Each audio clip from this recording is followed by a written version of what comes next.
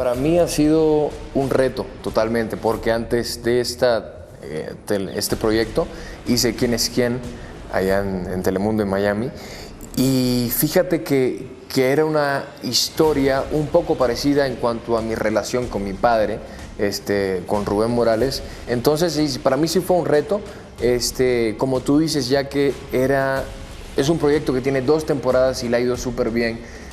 Para mí fue un peso muy grande, pero la he pasado muy bien. Entré al personaje, ha sido una experiencia maravillosa, me lo estoy gozando.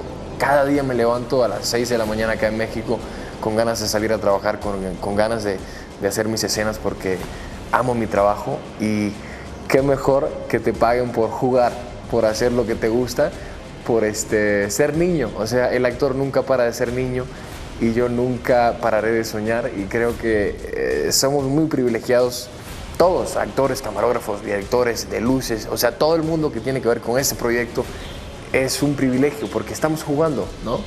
Contando una historia y encima nos pagan, es maravilloso.